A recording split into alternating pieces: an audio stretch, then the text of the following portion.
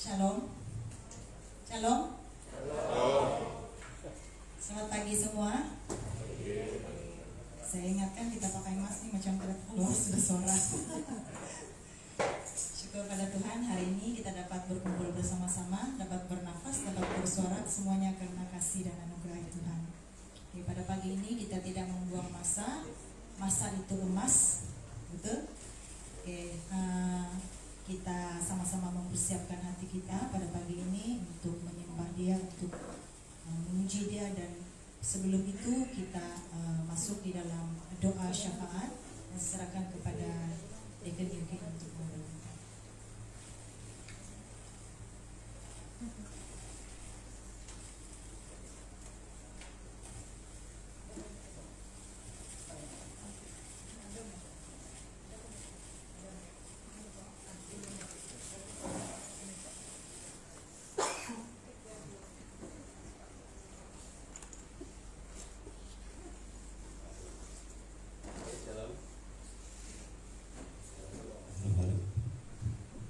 Mari kita berdiri, kita sama-sama berdoa dalam hati dan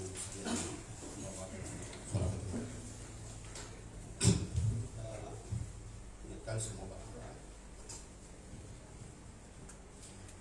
Haleluya Tuhan, haleluya Roh Kudus, Tuhan yang kami kenal nama Tuhan Yesus. Terima kasih Bapa, terima kasih Tuhan di atas pemeliharaan-Mu dalam kehidupan kami sepanjang minggu yang lalu, bahkan dalam seluruh kehidupan kami sepanjang hidup kami ini ya Tuhan.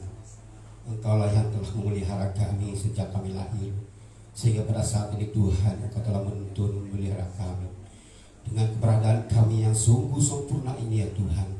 Semua karena anugerah-Mu ya Bapa. Terima kasih Tuhan Yesus, terima kasih karena kami telah mengenal Engkau sebagai Tuhan dan Juru Selamat kami. Engkau telah menebus kami dari segala perhambaan dosa kami ya Tuhan. Bapa, terima kasih Tuhan Yesus, terima kasih. Saat ini Tuhan kami datang kepadamu. Ampuni kami ya Bapa atas segala kelemahan kami, segala dosa-dosa kami Tuhan. Kami mengaku Tuhan kami orang berdosa. Sebab Tuhan kami datang kepadamu Tuhan agar kami kudus, agar kami layak Tuhan untuk memuji Engkau, memuliakan Engkau pada saat ini, pada pagi ini ya Bapa. Tuhan Yesus Kristus, terima kasih Tuhan karena Engkau mengampuni kami. Walaupun hidup kami ini Tuhan penuh dengan pergumulan, penuh dengan pelanggaran Tuhan, tetapi Engkau Maha Pengasih. Engkau adil kepada kami ya Bapa, karena kami adalah anak-anak-Mu. Bapa, terima kasih ya Tuhan. Kami berdoa untuk anak-anak Tuhan yang sedang perjalanan ke tempat ini ya Tuhan pada saat ini. Pelihara mereka, perjalanan mereka Tuhan, agar mereka sampai ke tempat ini dengan selamat. Bersama-sama dengan kami pada pagi ini Tuhan, memuji Engkau, menyembah Engkau Tuhan, bahkan bersama-sama Tuhan berkongsi mendengarkan kebenaran firman-Mu lewat hamba-Mu Tuhan yang telah Engkau beri, yang Engkau telah beri ya Tuhan. Bapa, Engkau telah ya haleluya Tuhan Yesus Kristus. Ampuni kami ya Bapa, ampuni kami Tuhan Yesus, ampuni kami jika ada di antara kami Tuhan masih dalam pergumulan ya Bapa. Jika ada di antara kami Tuhan masih ada yang belum beres Tuhan dengan Engkau ya Tuhan Yesus. Ya haleluya Tuhan, haleluya, haleluya. Bapa, terima kasih Tuhan, terima kasih ya Bapa. Tuhan yang juga berdoa Tuhan untuk anak-anak-Mu yang sedang berada di rumah masing-masing, yang mengikuti acara live stream. Tuhan, Engkau juga menyertai mereka. Tuhan, Engkau telah berfirman, jika ada 2 atau 3 orang bersama-sama di dalam nama-Ku, aku akan ada bersama dengan kamu, kata Tuhan. Serta yang percaya Tuhan bahwa Engkau juga hadir bersama-sama dengan mereka, bahkan berkati mereka lewat ibadah mereka secara online pada pagi ini ya Tuhan. Karena masalah kehadiran kami yang terhadir di tempat ini ya Tuhan. Saat itu Tuhan, kami percaya Tuhan, dimanapun kami berada pada saat ini Tuhan, mengikuti ibadah ini Tuhan, Engkau hadir, Roh Kudus-Mu bekerja dalam tengah mereka ya Bapa. Oh haleluya Tuhan, haleluya Roh Kudus, haleluya Bapa. Tuhan, kami berdoa khusus untuk pembangunan gereja kami Tuhan, pembangunan Renet Center yang sedang berjalan ya Tuhan. Kami tahu Tuhan Engkau yang telah melakukan semuanya Tuhan. Kehendak-Mu Tuhan telah Engkau lakukan di tempat ini ya Bapa. Rencana-Mu yang indah di tengah-tengah kami Bapa. Rencana-Mu yang terindah di tengah-tengah gereja ini ya Bapa. Tuhan Yesus Kristus, kami serahkan tangan ya Bapa. Seluruh proyek ini Tuhan, dari awal hingga akhirnya proyek ini ya Bapa. Engkau yang memelihara setiap pekerja-pekerja, setiap kontraktor yang melaksanakan pekerjaan ini Tuhan. Engkau Tuhan yang memelihara mereka. Jauhkan segala hal-hal yang tidak baik Bapa. Segala malapetaka, segala bencana, segala kemalangan Tuhan dijauhkan dari tempat ini ya Tuhan. Karena kami percaya Tuhan, mereka melakukan untuk pekerjaan Tuhan di tempat ini. Bapa di surga, terima kasih ya Bapa. Tuhan, kami juga berdoa untuk anak-anak orang-orang di sekitar tempat ini ya Tuhan. Tuhan, Engkau melihat hati mereka. Ampuni mereka ya Bapa. Ampuni mereka. Biarlah Roh Tuhan bekerja di tengah-tengah mereka Tuhan. Roh kasih, roh hati yang menerima, hati yang siap Tuhan untuk menerima kehadiran kami di sini Tuhan. Apapun acara yang kami lakukan di tempat ini ya Tuhan, biarlah semua Tuhan memberkati mereka, memberikan mereka hati yang terhibur dengan apapun aktiviti kami di tempat ini ya Bapa. Bahkan diberkati bersama ya Bapa. Terima kasih Tuhan Yesus Kristus. Segala roh kegelapan yang coba mendatangkan atau menghasut hati pikiran mereka, di dalam nama Tuhan Yesus Kristus kami tengking semuanya Tuhan. Hanya Roh Tuhan yang berkuasa, hanya Roh Tuhan yang menguasai hati pikir mereka, sehingga hati mereka dihiburkan, hati mereka disenangkan, hati mereka dibahagiakan dengan kehadiran kami di tempat ini ya Tuhan. Bapa, terima kasih Tuhan, kami tidak melupakan saudara kami Francisco yang telah Engkau panggil Tuhan khusus untuk membantu kami di tempat ini ya Bapa. Tidak ada yang kami dapat mampu balas dengan hamba-Mu ini ya Bapa. Selain berdoa kami Tuhan, kami angkat kepadamu ya Tuhan, supaya Engkau memberkati dia lewat segala kehidupan dia, baik ekonominya Tuhan, kesehatan keluarganya Tuhan, semua di atas tangan-Mu ya Bapa. Karena kami tahu Tuhan, Engkau telah memberkati anak-Mu ya Bapa, dan Engkau juga yang telah memanggilnya Tuhan untuk kemuliaan Tuhan di tempat ini. Bapa di surga, terima kasih Tuhan Yesus Kristus, terima kasih. Kami berdoa untuk seluruh pastor-pastor yang melayani di mana berada pada pagi, pada waktu ini ya Tuhan. Kami tidak tahu Tuhan di mana mereka berada, keberadaan mereka Tuhan pada saat ini. Mereka butuh penyertaan-Mu secara khusus ya Tuhan. Kuasa-Mu menyertai mereka Tuhan. Mereka menghadapi tantangan yang berat pada waktu-waktu ini ya Tuhan. Dari segi iman bahkan jasmani mereka Tuhan diperhadapkan dengan segala tantangan. Sebab itu Tuhan, kami serahkan mereka dalam tangan-Mu.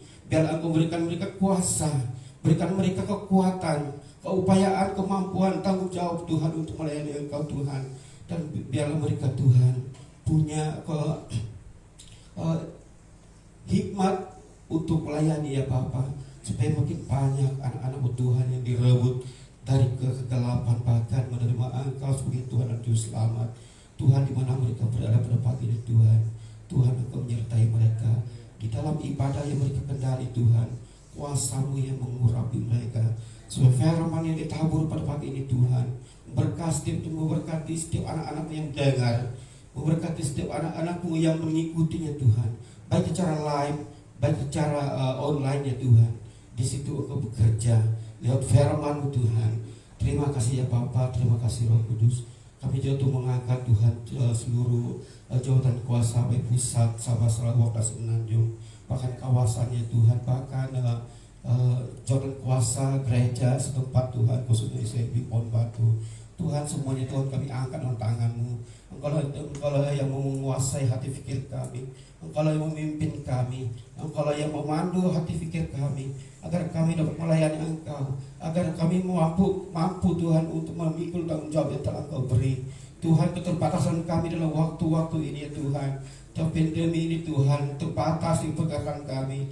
Tetapi Tuhan punya rencana Tuhan, Tuhan punya jalan bagaimana kami dapat melaksanakan tugas tanggung jawab kami ini ya Tuhan. Saat itu Tuhan, kami selalu tangan-Mu, setiap pribadi kami ini ya Tuhan, khususnya Tuhan jawatan kuasa majelis pusat Sahabat Sarawak Tuhan yang punya beban yang berat untuk mengendali ataupun mengurus jawatan kuasa bahkan gereja setempat, bahkan seluruh keperluan-keperluan gereja-gerejamu ya Bapa. Jadi Tuhan kuasa-Mu lah Tuhan, hikmat-Mu dan pekerjaan penyertaan-Mu lah Tuhan yang memampukan mereka untuk melaksanakan tugas tanggung jawab mereka itu Tuhan. Bapa di surga, terima kasih Tuhan. Kami berdoa untuk negara kami Malaysia yang menghadapi berbagai cabaran, berbagai rintangan, bahkan gelombang masalah demi masalah yang dihadapi. Tetapi kami percaya dan yakin Tuhan, Engkau berada di atas segala sesuatu. Engkau Tuhan yang melihat setiap keperluan kami. Engkau yang melihara kami, khususnya anak-anak-Mu Tuhan. Engkau tidak akan membiarkan kami Tuhan menghadapi berbagai cabaran yang melebihi kemampuan kami Tuhan. Itulah firman-Mu yang telah Engkau beri kepada kami Bapa, bahwa segala cabaran yang kamu hadapi tidak akan melebihi kemampuan kamu. Suatu Tuhan Yesus Kristus, kami percaya Tuhan, apapun yang akan berlaku dalam negara ini Tuhan, semuanya Tuhan adalah di atas kendali-Mu sendiri ya Bapa, di atas kuasa penyertaan-Mu Tuhan. Engkau Tuhan yang melihat, menguasai hati fikir mereka, supaya mereka dapat mengurus negara ini Tuhan sesuai rencana kehendak-Mu, tidak akan menyimpang ataupun menurut segala kuasa-kuasa kelapan roh-roh jahat, tapi mereka akan takut akan Engkau ya Bapa. Dan Engkau Tuhan yang telah melantik memilih mereka pada jawatan masing-masing. Jadi Tuhan, kami percaya bahwa Engkau Tuhan yang berencana, Engkau bekerja tengah-tengah mereka. Terima kasih Bapa, terima kasih Tuhan, terima kasih, haleluya Tuhan. Tuhan, kami juga mengingatkan saudara-saudara kami yang dalam kelaban tubuh pada waktu ini Tuhan.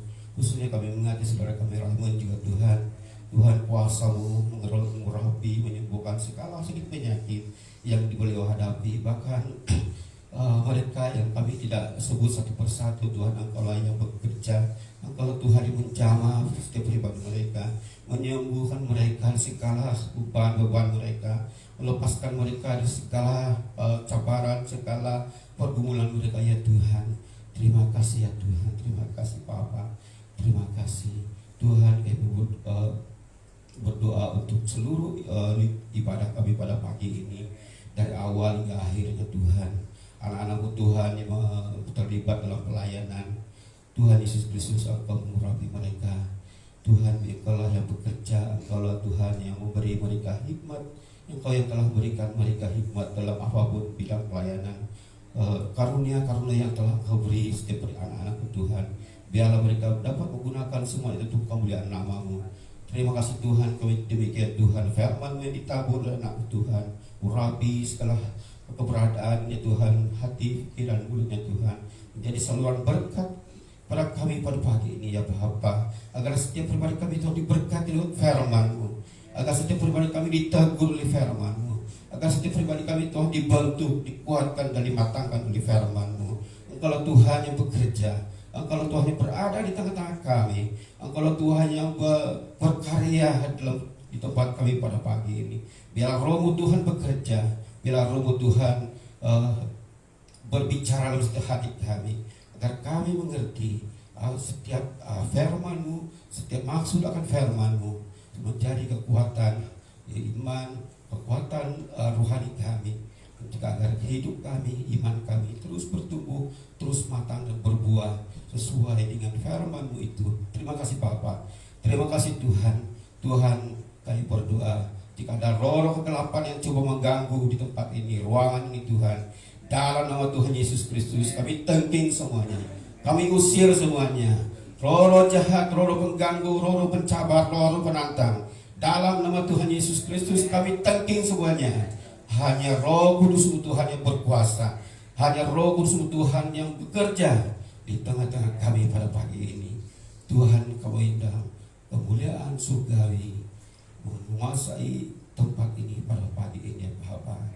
Terima kasih Tuhan, kami angkat doa ini hanya dalam nama Tuhan Yesus, Tuhan dan Juru Selamat kami yang hidup. Amin.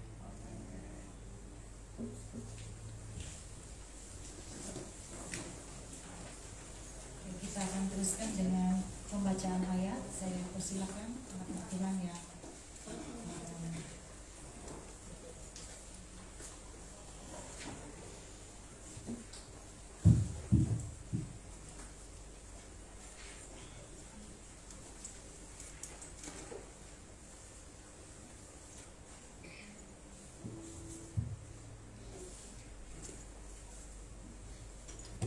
Shalom dan selamat pagi semua.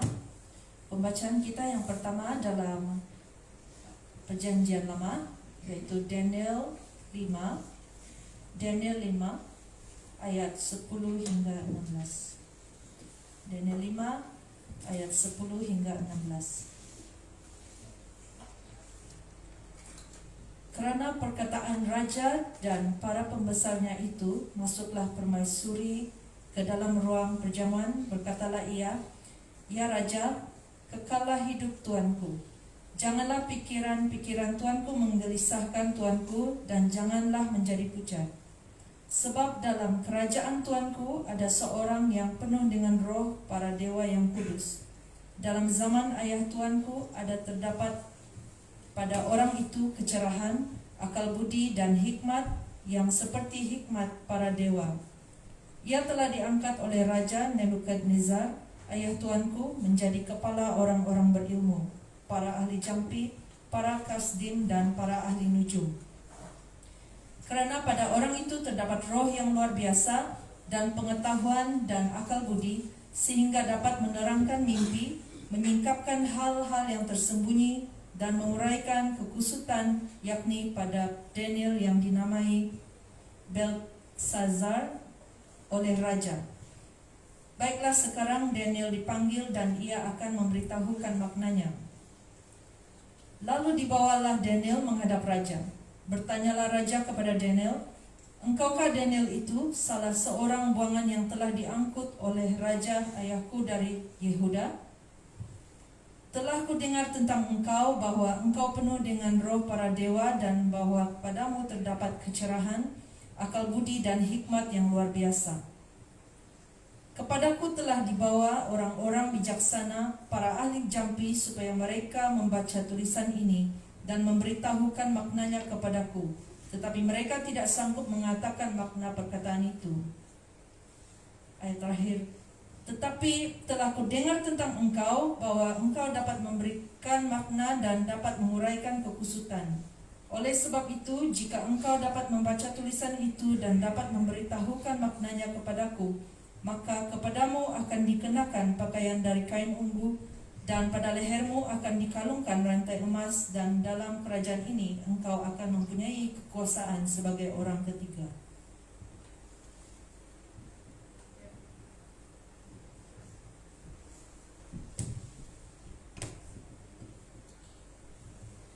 Pembacaan seterusnya terdapat dalam Efesus 4 ayat 10 sehingga 23. Ayat pertama, "Ia yang telah turun, ia juga yang telah naik jauh lebih tinggi daripada semua langit, untuk memenuhkan segala sesuatu. Dan ialah yang memberikan baik rasul-rasul maupun nabi-nabi, baik pemberita-pemberita Injil maupun gembala-gembala dan pengajar-pengajar, untuk memperlengkapi orang-orang kudus bagi pekerjaan pelayanan, bagi pembangunan tubuh Kristus, sampai kita semua telah mencapai kesatuan iman dan pengetahuan yang benar tentang anak Allah, kedewasaan penuh dan tingkat pertumbuhan yang sesuai dengan kepenuhan Kristus, sehingga kita bukan lagi anak-anak yang diombang-ambingkan oleh rupa-rupa angin pengajaran, oleh permainan palsu manusia dalam kelicikan mereka yang menyesatkan. Tetapi dengan teguh berpegang kepada kebenaran di dalam kasih, kita bertumbuh di dalam segala hal ke arah Dia, Kristus yang adalah kepala. Daripadanya lah seluruh tubuh yang rapi tersusun dan diikat menjadi satu oleh pelayanan semua bagiannya, sesuai dengan kadar pekerjaan tiap-tiap anggota, menerima pertumbuhannya dan membangun dirinya dalam kasih. Sebab itu kukatakan dan kutegaskan ini kepadamu di dalam Tuhan, jangan hidup lagi sama seperti orang-orang yang tidak mengenal Allah dengan pikirannya yang sia-sia dan pengertiannya yang gelap, jauh dari hidup persekutuan dengan Allah, karena kebodohan yang ada di dalam mereka dan karena kedegilan hati mereka. Perasaan mereka telah tumpul sehingga mereka menyerahkan diri kepada hawa nafsu dan mengerjakan dengan serakah segala macam kecemaran. Tetapi kamu bukan demikian. Kamu telah belajar mengenal Kristus, karena kamu telah mendengar tentang Dia dan menerima pengajaran di dalam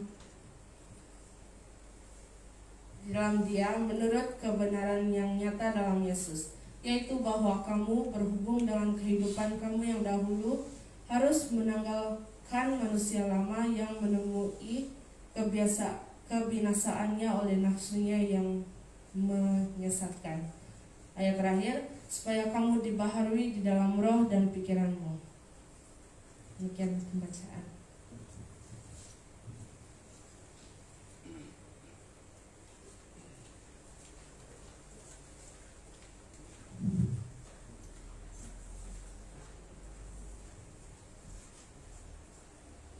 Begitulah pembacaan firman Tuhan. Pagi ini kita mempersiapkan hati kita untuk mengagungkan nama Yesus, kita memuji, kita bermazmur bagi Dia. Mari sama-sama jemaat-jemaat Tuhan kita berdiri bersama-sama.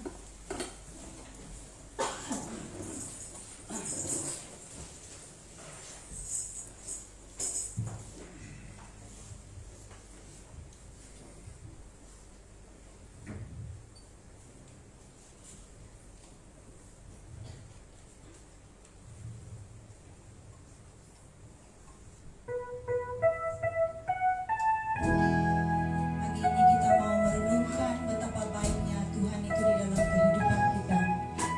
Mari kita bermazmur bagi Dia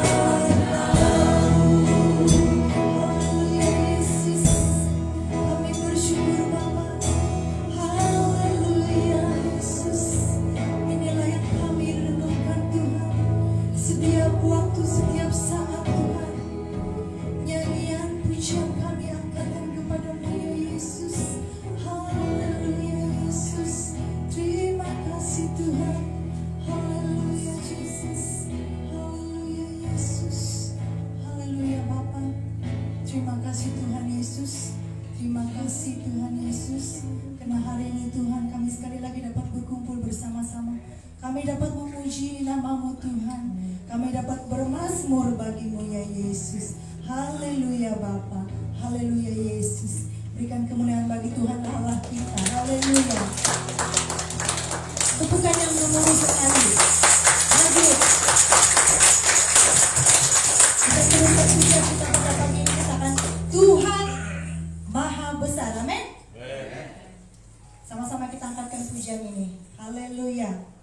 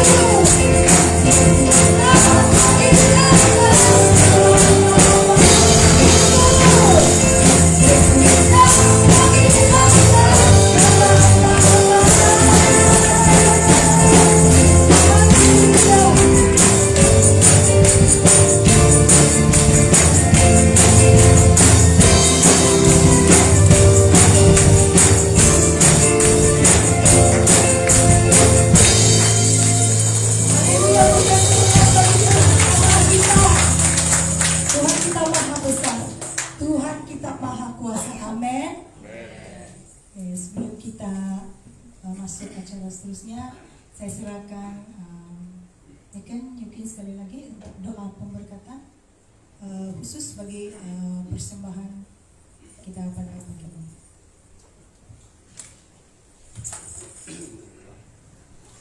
Tuhan, sekali lagi Tuhan kami datang kepadamu. Sebentar ini Bapa, kami memberi dalam bentuk keuangan persepuluhan kami, persembahan kami, apapun bentuk penyerahan kami pada pagi ini. Tuhan memberkati setiap pribadi kami ya Tuhan, yang ada di tempat ini, bahkan yang di rumah. Bapa, Engkaulah yang bekerja dalam setiap hidup kami ini. Engkaulah menyediakan berkat-berkat dalam kehidupan kami, baik berkat ekonomi kami, kesehatan kami, keharmonian keluarga kami. Engkaulah yang punya segalanya Tuhan.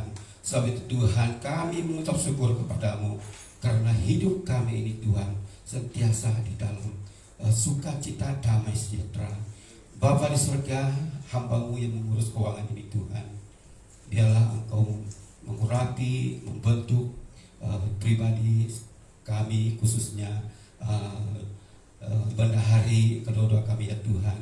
Tuhan, Engkaulah Tuhan yang bekerja, berikan kami hikmat, kebijaksanaan agar kami dapat mengurus uang ini ya Tuhan, mengendali uang ini Tuhan, dimanapun kami harus urus uang ini Bapa, sesuai dengan kehendak dan rencana-Mu, baik di tempat ini bahkan dimanapun kami salurkan.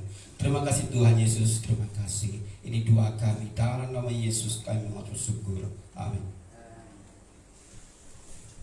Ya, pada minggu ini adalah minggu kita memberi persembahan dan perpuluhan.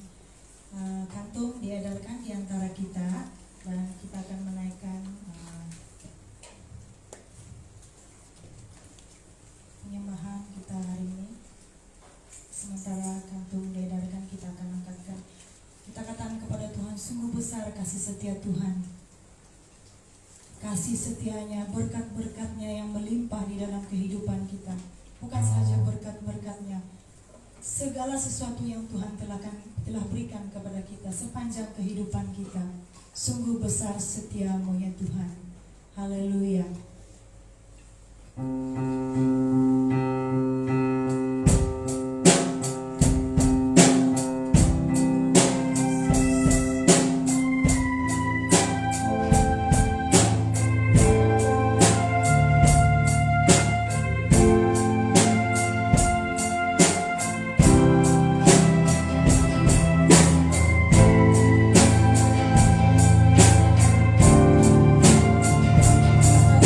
Besar setiamu Tuhan.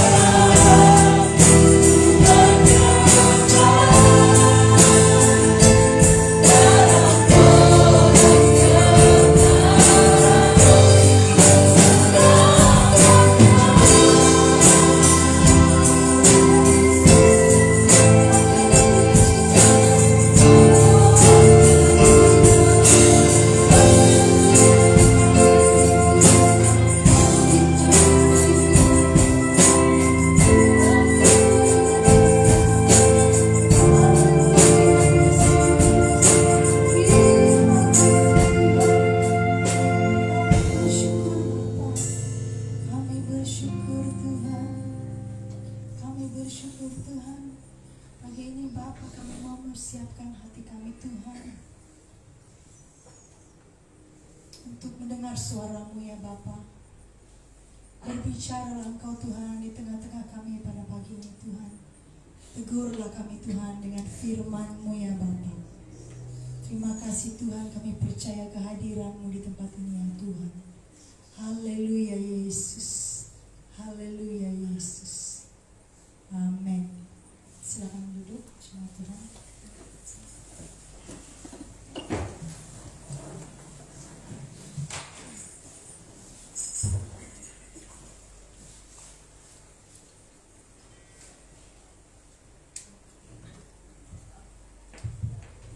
Shalom, selamat pagi untuk kita semua. Saya harap kita semua dalam keadaan yang penuh sukacita. Shalom daripada Allah Bapa kita yang di surga. Oke. Boleh saya nyanyi kan? Ini spontan.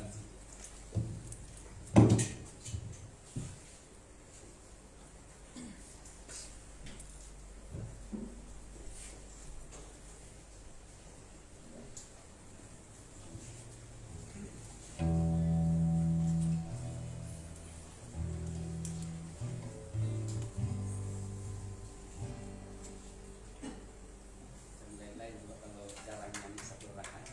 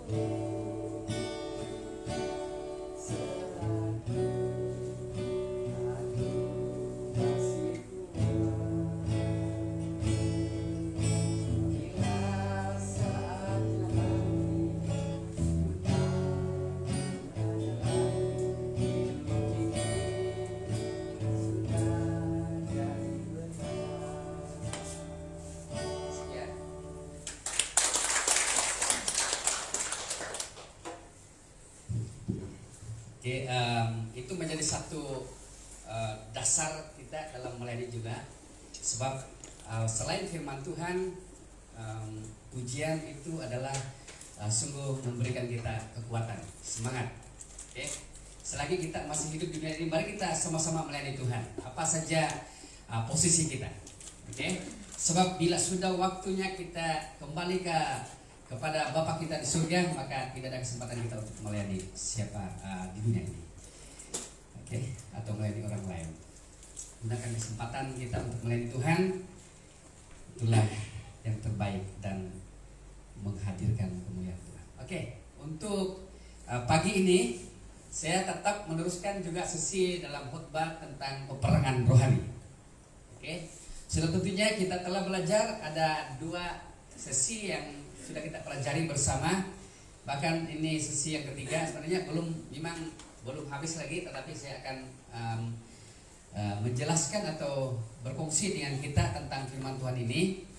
Walaupun mungkin dalam konteks hari ini lain punya suasana untuk ibadah kita, ada sesuatu yang mungkin kita lakukan, tetapi saya menyampaikan ini supaya kita secara sistematik untuk belajar. Oke? Jadi subtema yang kita pelajari pada pagi hari ini adalah bentuk peperangan rohani. Oke, bentuk peperangan rohani. Maaf kalau saya ada laju sedikit. Oke, ini kita lihat dalam Lukas 10 ayat 17 hingga 20. Perhatikan, dan saya membaca daripada Injil Lukas 10 ayat 17 sampai 20. Ayat 17 berkata, kemudian ke-70 murid itu kembali dengan gembira dan berkata, Tuhan, juga setan-setan takluk kepada kami demi namamu. Lalu kata Yesus kepada mereka, aku melihat iblis jatuh seperti kilat dari langit. Ayat 19, sesungguhnya aku telah memberikan kuasa kepada kamu untuk menginjak ular dan kalajengking, dan kuasa untuk menahan kekuatan musuh, sehingga tidak ada yang akan membahayakan kamu. Namun demikian janganlah bersukacita karena roh-roh itu takluk kepadamu, tetapi bersukacitalah karena namamu ada terdaftar di surga. Perhatikan, ini adalah satu pengajaran Yesus kepada murid-muridnya. Dan juga di dalam Injil Markus ini kita rujuk dalam Markus 1 ayat 23 sampai 27 sampai 34. Oke, mungkin boleh catat saja. Saya tidak baca ini dalam Injil Markus. Oke. Seperti dalam pembacaan kita adalah menunjukkan bahwa sesuatu yang berlaku kepada manusia itu, di mana sebagai anak-anak Tuhan selalunya berbangga bahwa bila roh yang kita kalahkan itu di dalam nama Yesus, itulah yang telah berlaku kepada murid-murid Yesus setelah Yesus telah mengutus 70 murid. Berarti begitu ramai murid Yesus pada ketika itu, mereka bertaburan. Oke? Di mana di sana sini untuk menyebarkan atau melakukan namanya penginjilan, itu menyampaikan Injil itu kepada orang lain. Namun satu berita yang Yesus dengar, yang mereka bawa pada ketika itu adalah bukan Yesus mendengar dengan berita tentang ramai orang yang percaya, kan? Tetapi ada berita yang Yesus kurang dan tidak suka. Karena pada waktu itu ke-70 murid itu, dan sebagian mereka melaporkan bahwa pada waktu kami melayani, pada waktu kami berdoa, pada waktu kami memberitakan firman Tuhan, berdoa lagi, iblis itu takluk dengan kami. Yesus tidak mau. Sebenarnya Yesus hanya mengharapkan dan mau supaya apa yang mereka laporkan itu seberapa jumlah orang yang mengenal Tuhan. Tetapi dalam pembacaan kita dalam Injil Lukas tadi, tidak ada apa yang Yesus katakan di dalam ayat 20. Yesus berkata bahwa janganlah, ya kan? Bermakna kata jangan itu adalah sesuatu yang tidak harus dilakukan oleh orang percaya. Karena itu menunjukkan suatu kesombongan, suatu hal yang membuatkan lama-kelamaan akan melupakan dan tidak mempercayai kuasa Tuhan. Karena pada waktu saya berdoa, iblis dikalahkan, iblis lari bertemperan, lintang bukang, mungkin kira-kira begitu. Tetapi itulah pemikiran manusiawi, pemikiran orang Kristen duniawi pun seperti itu.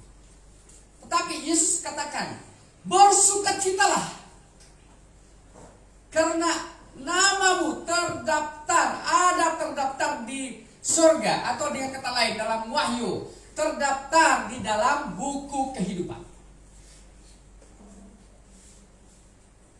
Tetapi ada baiknya juga, kan? Ada baiknya juga kita harus mengusir roh-roh jahat itu, sebab itulah musuh kita. Kan? Tapi saya mau memberi kita mungkin ini kata yang mungkin mendidik dan menguatkan kita. Kebaikan tidak pernah mengalahkan kebenaran. Walaupun ada kebaikan di dalam kehidupan kita, tetapi kebaikan itu boleh juga tidak benar. Kita harus ingat, kadang-kadang orang menunjukkan kebaikan tetapi di sebaliknya bukan. Jadi seperti itu. Sebagai anak-anak Tuhan, kebenaran itulah yang menaungi kehidupan kita, yang melingkupi kehidupan kita, sehingga terdendang, tergemanya sendiri kebaikan kita. Itu yang harus kita perhatikan. Oke? Yang dikatakan tentang iblis dalam bahasa aslinya adalah diabolos, artinya penuduh, pemfitnah. Tuhan Yesus menyebut iblis itu pertama musuh kita. Kenapa kita harus berperang? Karena Yesus juga berkata, iblis itu adalah musuh kita. Oke? Yang kedua, iblis itu adalah lawan kita. Dalam kedua hal ini, saudaraku, adalah menunjukkan hal yang tidak boleh ada pada diri kita sebagai orang percaya. Tetapi apa yang berlaku kadang-kadang di antara kita saling memusuh, kan? Di antara kita saling berlawan, bertinju. Saudara ingat bahwa lawan kita utama, saya sudah jelaskan dalam sesi pertama, adalah lawan kita utama adalah iblis. Hanya karena iblis memakai, ingat, jika kita tidak hidup dengan keadaan yang dalam kebenaran, dalam kekudusan Tuhan, maka kita sudah kompromi dengan iblis. Dan kita bergaullah dengan iblis. Kita adalah layak kawan jadi iblis. Kita adalah layak dikatakan musuh oleh orang percaya di dalam Yesus Kristus. Jadi kedua hal ini menunjukkan bahwa itulah yang disebut oleh Yesus tentang iblis. Iblis itu adalah satu, musuh, kedua, lawan. Oke? Nama iblis disebut dalam Alkitab. Satu ialah dia adalah penguasa atau penghulu dunia. Seperti dalam Yohanes 12 ayat 31. Sekarang berlangsung penghakiman atas dunia ini. Sekarang juga penguasa dunia ini akan dilemparkan keluar. Oke? Itu nama yang pertama. Nama yang pertama tadi apa? Dia adalah penguasa dan penghulu dunia. Bukan ketua kampung dunia. Tapi itulah istilah yang dikatakan oleh Allah kepada iblis. Yang kedua adalah iblis adalah pendusta atau pembohong atau penipu. Mungkin ini adik-beradik sepupu ini ya. Atau adik-beradik atau sepupu yang kawan rapat. Atau satu keluarga. Iblis adalah pendusta. Oke? Dan dikatakan oleh Yohanes di sini adalah sebab iblis itu adalah pendusta dan bapa segala pendusta. Ingat. Okay. Yang ketiga, nama iblis disebut dalam Alkitab adalah iblis itu adalah pemimpin dari roh-roh jahat. Dia ketua. Mungkin itu boleh mengalir dalam gereja. Karena iblis pakai sehingga menggunakan hanya hal-hal yang jahat untuk menjatuhkan orang, melemahkan orang, menceritakan hal-hal yang kurang baik. Ceritalah hal-hal yang baik. Karena kebaikan itu pun belum tentu. Kebaikan yang kita lakukan pun belum tentu itu benar. Kan? Ada juga yang saya perhatikan, bukan di sini. Wah, bukan main macam madu, dia kata-kata dia macam madu. Shalom. Berdepan. Tapi di luar, keras kepala daripada orang kafir. Ini seorang pemimpin, ini di luar lah, di sini. Keberadaan iblis atau adanya iblis di dunia ini seperti juga dalam Yohanes 12 ayat 31 tadi. Oke? Yang pertama, dia sebagai penguasa dunia. Yang kedua, iblis adalah bos. Tepat gitu. Karena kalau iblis adalah bos, dia adalah sang pengarah. Buat itu dia mau cari teknik, cari kaidah, cari strategi untuk melemahkan, ya kan? Dia adalah bos kepada setan-setan. Karena waktu menjelaskan sesi yang kedua adalah iblis itu adalah ada dia punya kuncu-kuncu, ada dia punya kumpulan, ada pengikut yang boleh menyesatkan. Yesus berkata dan Paulus menambahi bahwa pada waktu akhir zaman ada banyak muncul, dan mungkin itu akan disebut juga nanti, muncul Mesias-Mesias palsu, nabi-nabi palsu, orang-orang Kristen palsu.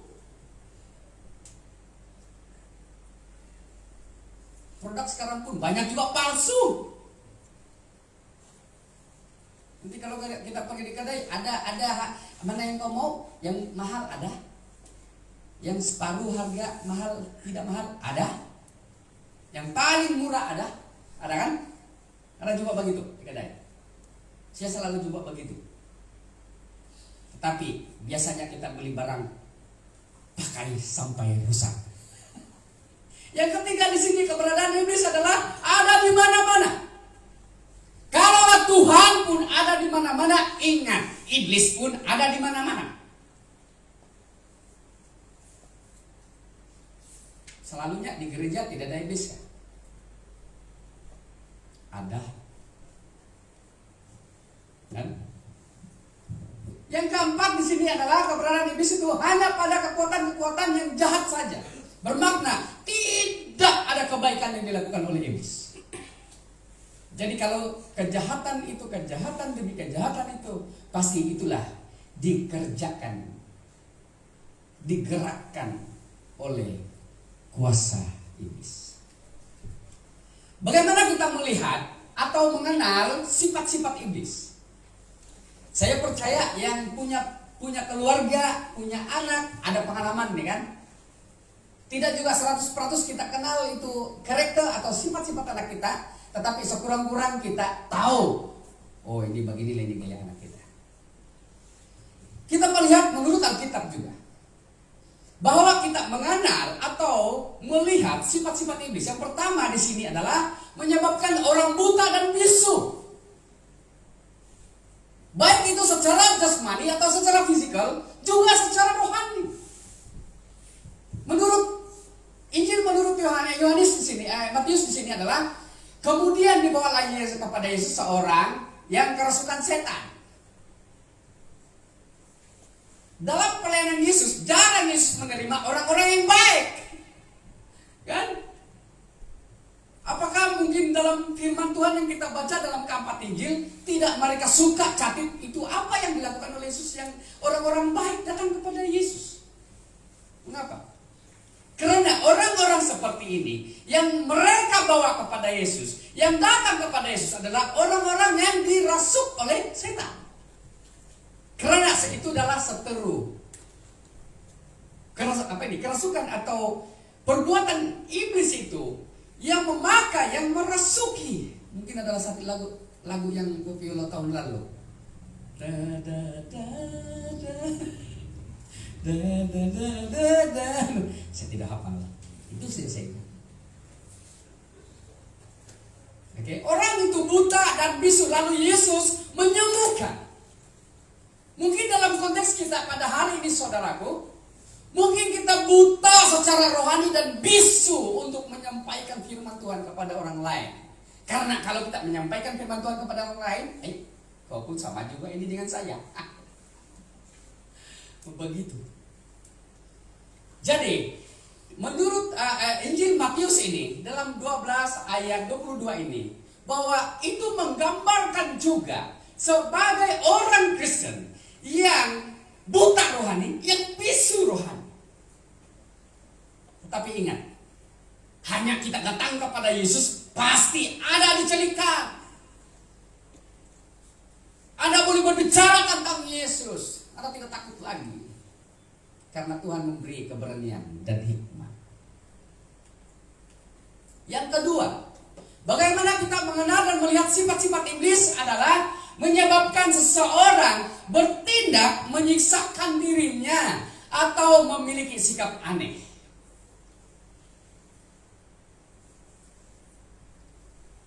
Ini cerita, ini sekolah minggu pun tahu kan? Inilah yang menceritakan tentang pelayanan Yesus yang paling mencabar. Kalau saya lah, paling mencabar juga ini. Salah satu paling mencabar sebab pada waktu Yesus datang memberitakan Injil, dia disambut, didatangi, dijemput oleh orang yang dirasuk setan. Kan? Sepatutnya waktu Yesus datang, ya sambutlah. Kan? Karena mereka tahu Yesus datang di tempat itu. Tetapi yang hadir pertama adalah orang yang kerasukan setan. Dalam Alkitab dia telanjang. Dia memukul-mukul, menyiksakan dirinya sehingga dia juga tidur. Dalam Alkitab berbicara dia juga tidur, bukan saya di atas batu tapi di atas di kawasan kuburan. Mungkin begitu juga ada seorang pastor melayani ke satu tempat. Jadi di kampung pedalaman tempat pelayanannya ini adalah setiap rumah itu harus, beberapa rumah itu harus dia melewati kuburan. Kalau siang oke saja kalau siang kan. Tapi kalau kunjungan itu, pelayanan kunjungan itu pasti malam. Lalu jalan si pastor.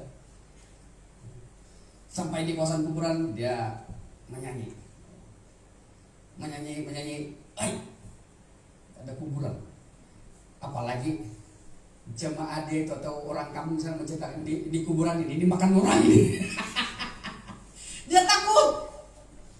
Lepas itu dia tidak jadi ke tempat rumah yang dia harus kunjung. Suatu hari lagi.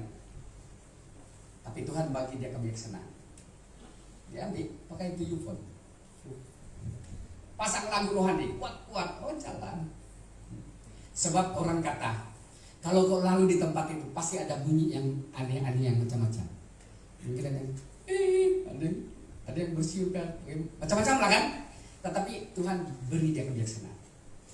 Sehingga dia pakai itu Yalah diuang kan, pakai kuat itu music, ada tentu. Dia nyanyi macam orang gila sedikit mungkin lah.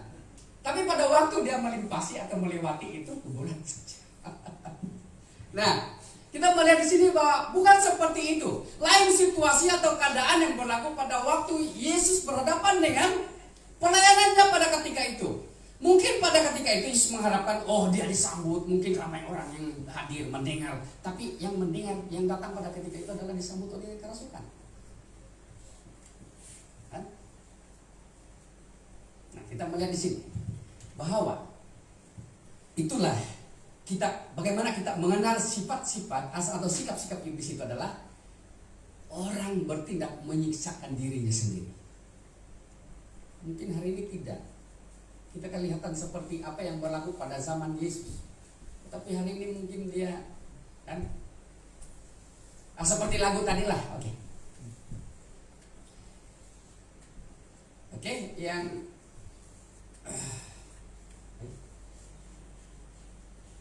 seterusnya adalah yang ketiga. Bagaimana kita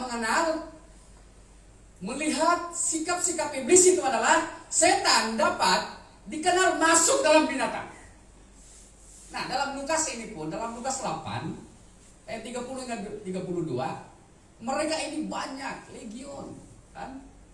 Yang dikatakan bahwa terlalu banyak. Lalu setan itu berkata, mohon kepada Yesus supaya jangan memberitakan kami masuk ke dalam jurang maut. Tetapi pada akhirnya juga mereka mati juga kan. Tapi mereka kata, izinkanlah, begitu kan. Lalu inilah, mungkin itulah yang lain tidak mau makan babi.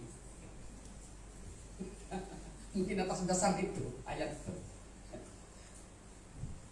Titik. Oke, yang keempat, bagaimana kita mengenal dan melihat sikap-sikap iblis itu adalah menciptakan ilusi dan meniru kuasa Allah. Ini terjadi pada pelayanan atau pada zaman Musa dan Harun. Sebenarnya pada waktu itulah mereka harus keluar sebab atas perintah Tuhan. Tuhan tahu apa yang berlaku di Mesir. Dan sebelum sesuatu mereka dipunahkan, dibunuh di Mesir, Tuhan membawa mereka sebenarnya. Apa yang terjadi? Ada banyak hal-hal yang terjadi, berlaku. Sehingga kalau begitu kata Firaun, ya kalau begitu, begitulah yang terjadi. Apa yang terjadi? Karena kalau engkau percaya dengan Tuhanmu, ya tunjukkanlah kuasa Allahmu, kata Firaun kan.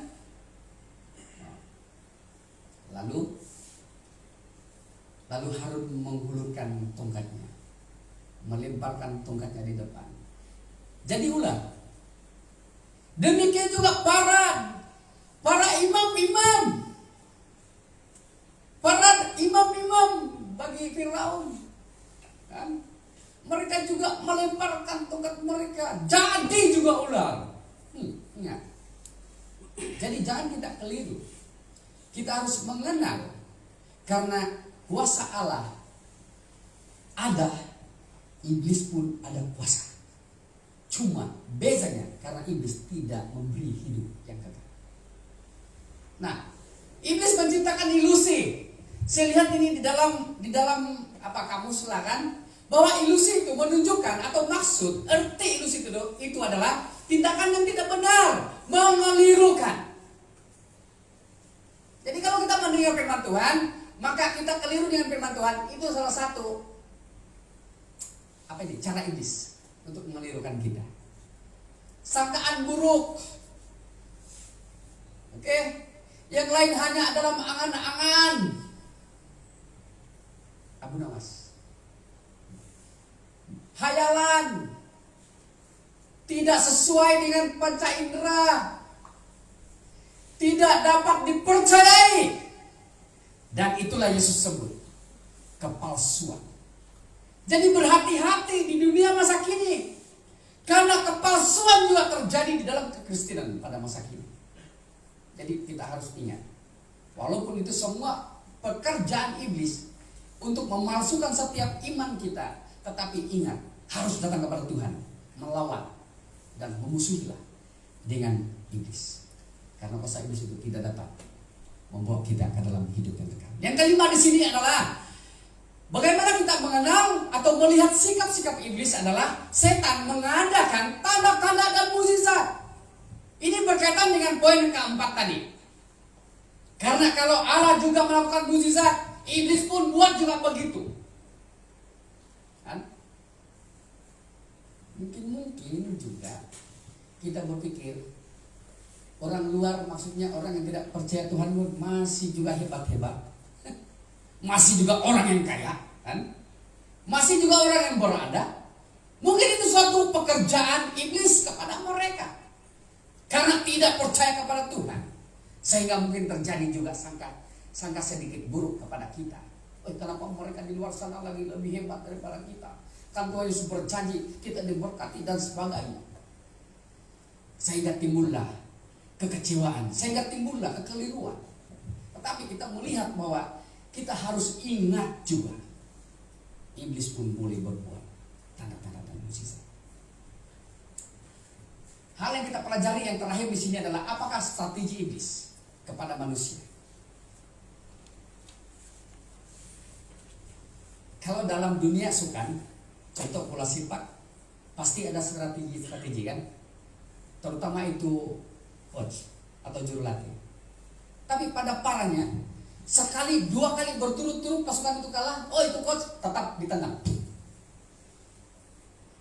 Tidak pilih sama ada itu juru latih yang berpengalaman atau tidak.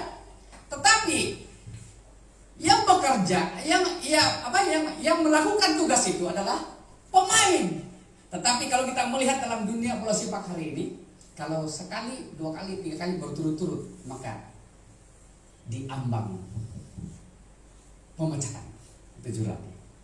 Nah, kita melihat di sini bahwa strategi iblis kepada manusia yang pertama di sini adalah membuat manusia tidak menerima dan tidak percaya kepada Tuhan.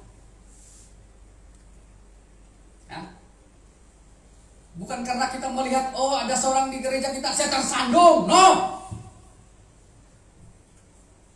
Kalau ada begitu, lama sudah saya tersandung. Betul tidak? Jangan berpikir bahwa saya tersandung dengan pribadi ini sehingga saya tidak percaya, tidak menerima Tuhan. Saya dalam dunia sebagai hamba Tuhan sudah lama. Jadi kalau soal tersandung kita tidak percaya Tuhan, lama sudah saya tersandung. Paham? Sebagai satu contoh, karena dalam gereja Tuhan kamu menjaga seorang pastor saja. Pastor menjaga berapa dalam gereja Tuhan? Itu kita harus belajar. Jadi kalau soal tersandung, saya tidak percaya Tuhan, saya tidak menerima Tuhan, mungkin pastor lagi paling banyak tersandung. Ada amin? Kurang setuju? Oke? Nah, di dalam 2 Korintus sini Paulus menyatakan bahwa jika Injil yang kami beritakan masih tertutup, itu bukan karena tersandung, tetapi tertutup oleh karena pekerjaan iblis. Mari kita berdoa supaya iblis itu dijauhkan dari tempat ini. Kita berdoa supaya iblis itu dijauhkan daripada setiap individu atau pribadi. Ya kan? Jadi saya harap supaya kita paham, kalau faktor tersandung ini, woi, tersandung ke tersinggung, mana satu lagi? Oke, yang kedua, strategi iblis kepada manusia, yaitu iblis membuat manusia tersandung dengan mendustai atau tipu muslihat. Nah, macam saya mendahului itu tersandung. Nah ini. Oke? Membuat manusia tersandung dengan mendustai atau tipu muslihat. Kamu adalah saksi, demikian juga Allah betapa saleh, adil dan tak bercacat. Kamu berlaku di antara kamu yang percaya. Inilah iblis bekerja kepada setiap orang, sama ada dia percaya sungguh-sungguh tidak, separuh ataupun baru percaya, pasti itu perbuatan iblis. Karena iblis bekerja, dia tidak suka melihat orang yang hidup dalam kekudusan. Mungkin kadang-kadang juga begitu. Nampak pakaian itu orang cantik, ayah, ini saya tersandung. Kan? Itu baru pakaian. Kan? Itulah pekerjaan iblis, itulah cara kerja iblis. Dia tidak suka saja yang baik. Kan? Betul lah. Dia tidak suka dengan keadilan, kebenaran. Tapi ada juga yang suka, tapi keadilan ada, tidak Pak? Dalam konteks rohani dia tidak suka dengan keadilan. Nah itulah saya jelaskan sebentar tadi adalah kebaikan tidak menjamin untuk menunjukkan kita menjadi orang yang baik. Tetapi kebenaran itulah, bila kebenaran itu berarti bila Yesus ada di dalam kehidupan orang itu, maka itu Yesus berkata, kamu adalah garam dan terang dunia. Oke, yang ketiga. Yang ketiga adalah strategi iblis kepada manusia adalah mengabaikan dan meragui akan keselamatan yang ditawarkan oleh Yesus. Tetapi kalau ada hadiah ditawarkan, oh saya mau ambil ini. Kan betul kan tidak? Atau ada yang begitu? Kau beli RM1. Ada begitu? Maafkan saya cerita sedikit. Ini bukan saya tidak tahu siapa, tidak ada saya tahu di sini. Tetapi saya punya adik sendiri menjual dia sebagai menjual ini nomor.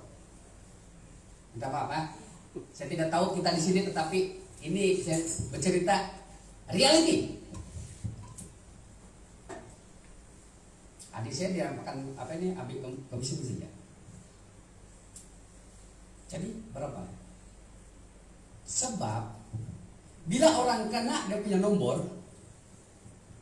mungkin musim pada itu kurang orang pembeli, jadi income pemilik itu ini judi ini kan, dia cukup bayar. Walaupun kena, tetap tidak kena.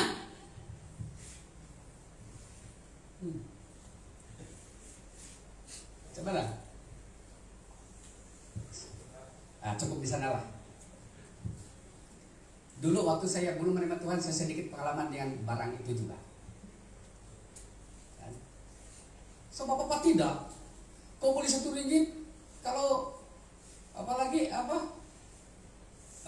paham lah itu? Ada yang paham nggak? Kan? Tetapi saya percaya,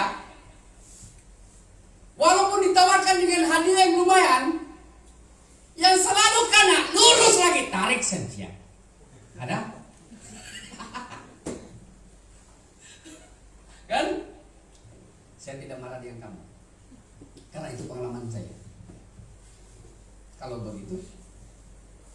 itu satu pekerjaan iblis? Oke. Kembali dengan firman Tuhan. Itu menggambarkan hal kita meragui. Seperti pekerjaan iblis dalam kehidupan kita. Mari kita lawan dengan iman supaya kita tidak meragui. Kita harus menghargai keselamatan yang ditawarkan oleh Yesus. Karena Yesus berkata, tidak perlu bayar. Berapa kau bagi dengan saya? Yesus kata, kau bagi saja hidupmu kepada saya.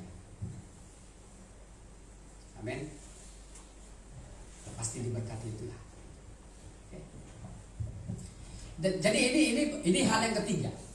Strategi iblis kepada manusia untuk melemahkan kita, menjatuhkan kita, menghancurkan kita, mematikan kita. Oke, yang terakhir. Strategi iblis yang terakhir di sini adalah membuat manusia terpengaruh dengan dakwaan dan fitnahan yang jahat. Oke? Fitnahan yang jahat. Dalam Wahyu 12 ayat 10, dan aku mendengar suara nyaring yang nyaring di surga berkata, sekarang telah tiba keselamatan dan kuasa dan pemerintahan Allah dan kekuasaan Dia yang diurapinya, karena telah dilemparkan ke bawah pendakwa saudara-saudara kita yang mendakwa mereka siang dan malam di hadapan Allah. Jadi kalau kita lihat sifat ini sini sangat rajin. Kalau kamu kerja siang malam, iblis pun siang malam. Kan? Iblis yang paling rajin, sangat rajin. Tidak apa. Kita lawan kerajinan iblis dengan iman kepada Yesus.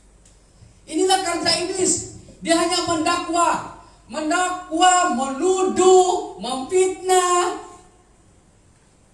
Saya mau berkata dengan kita, apakah pekerjaan-pekerjaan ini baik? Saya pikir itu boleh menghancurkan kehidupan kita di masa akan datang. Saya pikir hal-hal ini menghancurkan keluarga kita, menghancurkan pekerjaan kita, menghancurkan pribadi kita. Kalau ini saja sikap yang ada, mungkin, dalam tanda kutip mungkin. Saya tidak katakan yang ada dengan kamu, kan? Tetapi kalau ini mungkin ada dengan sikap kita, pasti kita tidak akan maju, pasti mati di dalam Tuhan.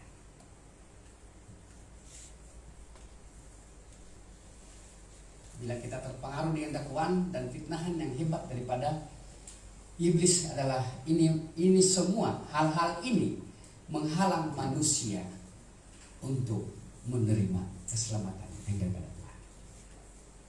Oke, sebagai kesimpulan atau penerapan firman Tuhan, hadapilah serangan atau strategi iblis dengan iman di dalam Yesus Kristus. Yang kedua, percayalah sungguh-sungguh kepada Kristus agar hidup tidak dipengaruhi oleh iblis. Kadang-kadang kita jaga hati orang, kan. Saya tidak mau itu, tapi kawan, Mbak. Kedua, saya tidak mau, tapi lama tidak jumpa. Lain pula kalau tidak mau sama-sama. Begitu kan? Alasan baik. Saya pun begitu juga. Oh, lama tidak jumpa, tapi saya tidak ikut apa yang mereka lakukan. Kan? Tapi kadang-kadang kita menuduh, tapi itu semua tertakluk kepada pribadi kita. Mungkin kita masih dikuasai oleh keinginan dunia. Tapi ingatlah, mungkin suatu hari nanti, sebab kita belajar ini, bagaimana kita menghadapi strategi iblis. Jadilah orang Kristen yang bukan pendusta, atau bukan pembohong, atau bukan penipu. Tetapi orang Kristen harus jujur di hadapan Tuhan, takut kepada Tuhan. Karena yang mengendali atau Tuhanlah kendali hidup kita. Mari kita berdoa. Bapa di surga, kami bersyukur ya Tuhan atas kesempatan pada pagi hari ini. Sekali lagi kami Tuhan disajikan dengan firman-Mu yang memperingatkan kami supaya pada waktu kami menghadapi iblis, kami percaya Tuhan memberikan kami kebijaksanaan supaya kami tahu strategi atau bentuk-bentuk serangan iblis kepada kami. Oleh itu Tuhan, sebagai manusia yang selalu lemah di hadapan Tuhan, kami mohon pada hari ini Tuhan, di dalam nama Tuhan Yesus Kristus, supaya Engkau terus memberikan kami hikmat daripada surgawi. Kiranya Tuhan menaungi setiap pribadi kami, supaya apa yang kami lakukan Tuhan menurut kehendak dan rencana-Mu. Ampuni kami Tuhan, sebab selama ini kami tidak tahu bagaimana dan apapun keadaan hidup kami. Mungkin kami sangat kompromi dengan hal-hal dunia ini. Tapi kiranya mulai hari ini, mulai pagi ini Tuhan, pada waktu kami mendengar firman Tuhan, kiranya roh kami senantiasa melayani Tuhan, bersyukur kepada Tuhan, berkat Allah dalam hidup kami. Hamba berdoa untuk seluruh jemaat Tuhan yang telah mendengar. Berkati supaya Tuhan terus menaruhkan iman mereka, pulihkan kehidupan mereka dengan darah Yesus Kristus, mengubah segala akal pikir dan hati kami Tuhan. Kiranya hati kami seturut dengan Injil atau kebenaran Allah di dalam Yesus Kristus. Berkati hidup mereka Tuhan dalam setiap hubungan mereka, dalam keluarga, supaya dalam keluarga mereka diberikan Tuhan kebahagiaan, kerukunan. Kami berdoa supaya dalam pekerjaan mereka diberkati, dan jadilah mereka Tuhan bagi berkat kepada rakan-rakan dan juga majikan mereka. Haleluya Tuhan. Kiranya Tuhan memberkati anak-anak kecil mereka, baik yang di dalam kandungan sekalipun Tuhan, kami berdoa. Bahkan yang merencanakan supaya mendapatkan anaknya Tuhan, kami berdoa supaya rahim ibu diberkati oleh Tuhan. Haleluya. Inilah doa kami Tuhan, ucapan syukur kami. Di dalam nama Yesus Kristus kami sudah berdoa. Amin. Terima kasih, Tuhan Yesus memberkati.